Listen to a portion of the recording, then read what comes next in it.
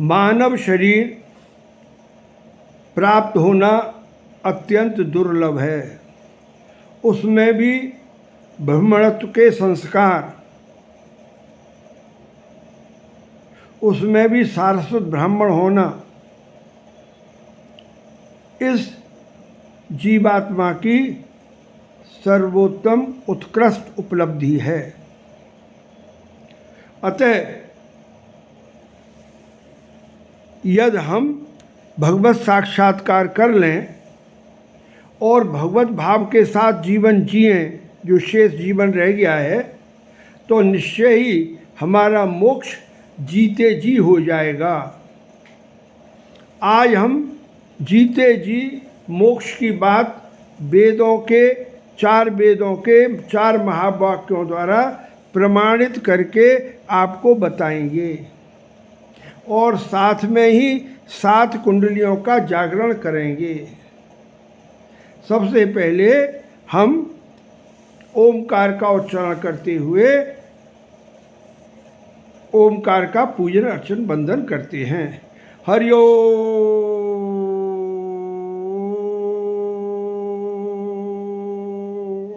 अक्षरम परमं ब्रह्म ज्योतिरूप सनातनम गुणातीतं निराकारं स्वेच्छाममनन्तकं। हरि ओम। आज हम जितनी भी पूजाएं करेंगे सब में हम ओम के द्वारा ही पूजन अर्चन वंदन करेंगे। सबसे पहले हृदय में मैं गणेश भगवान और लक्ष्मी नारायण भगवान का आवाहन पूजन अर्चन वंदन करता हूँ। विघ्नेश्वराय वरदाय सुरप्रियाय लंबोदराय सकलाय जगद्विताय नागानिनाय श्रुति यज्ञ विभूषिताय गौरी सुताय गणनाथ नमो नमस्ते। ओम सहर्ष शीर्षा पुरखा सहस्राक्ष सहस्रपात समीयुगम सर्वतः स्मृत्वान्त तिष्ठ दशांगुलम ततो विराट जायत विराजो अधिपुरुष सयातो अतरिच्यत पश्येत भूमिमथो पुर चंद्रमा मनसो जातश्चक्षु सूर्यो जायत श्रोत्राद वायुष्य प्राणस्य मुखाद अग्निरजायत नाभ्या आसीदंतरिक्ष शीशौधौ संवर्तत पदभ्यां भूमि दिशः स्रोतान् तथा लोकान् अकल्पयन् मूकं करोति वाचालं पंगुलंघते गिरं यत्कृपातमहं वन्दे परमानंदमाधवम्। अब गणेश भगवान लक्ष्मी भगवान का पूजन अर्चन वंदन करेंगे। हरि ओम।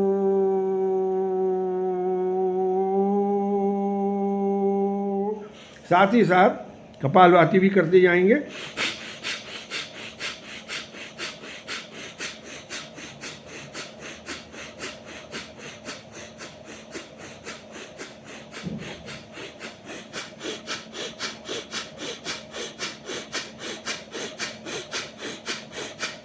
कपालभाति से रावण कपालभाति करता था, इस वजह से उसकी टुंडी में जो है अमृत इकट्ठा हो गया था। कपालभाति करिए और अमृत इकट्ठा करिए, जिससे आप दीर्घायु और जो आपकी उम्र है 100 साल मनुष्य जीवन, उसका पूरा आप आनंद उठा सकें। कपालभाति में केवल नाक से सांस को फेंकना है, कोई दम नहीं लगानी है।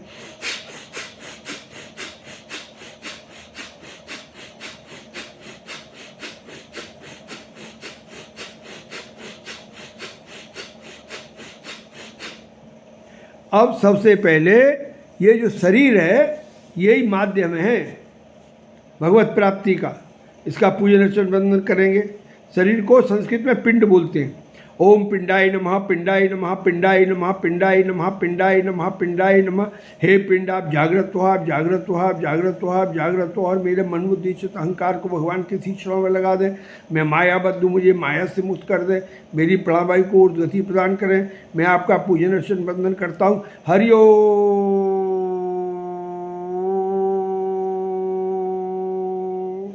रीढ़ की हड्डी पर 7 कुंडलियाँ हैं, 7 चक्र हैं।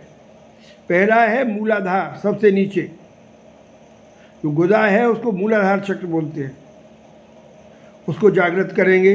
हे मूलाधार, चक्र आप जागृत हो, आप जागृत हो, आप जागृत हो, आप जागृत हो, और मेरे मन बुद्धि चित्त अहंकार को भगवान के सी चरणों में लगा दें। मैं माया बंधु, मुझे माया से मुक्त कर दें, मेरी प्राणवायु को ऊर्ध्वगति प्रदान करें। मैं आपका पूजन अर्चन बंदन करता हूँ। हम इसमें 3 रिक्वेस्ट कर रहे हैं। मेरे मन बुद्धि चित्त अहंकार, ये चारों अंतःकरण हैं, इनको भगवान के सी चरणों में लगा दें। ये शरीर की जितनी भी क्रियाएं होती हैं, ये अंतःकरण से ही संचालित होती हैं। मन बुद्धि चित्त अहंकार, इनसे ही सब चलता है शरीर का काम, जीवन का। तो मन बुद्धि चित्त अहंकार को अब भगवान के सी चरणों को अर्पण कर दें, एक रिक्वेस्ट। दूसरा, मैं मायाबद्ध हूँ, मैं मायाबद्ध जीव हूँ, भगवान ने माया का पर्दा मेरी आंखों पर डाल दिया है। तो आप जो है ऐसा करें, कोशिश है पिंड मुझे माया से मुक्त कर दें।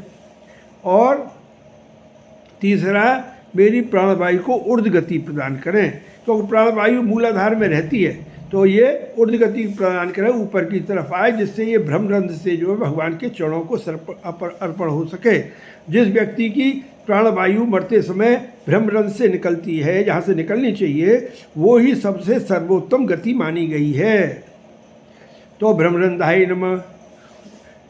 अच्छा, तो इसका हम मूलाधार कह रहे थे। ओम मूलाधाराय नमः, मूलाधाराय नमः, मूलाधार। हे मूलाधार, आप जागृत हो, आप जागृत हो, आप जागृत हो, और मेरे मन बुद्धि चित्त अहंकार को भगवान के सी चरणों में लगा दें।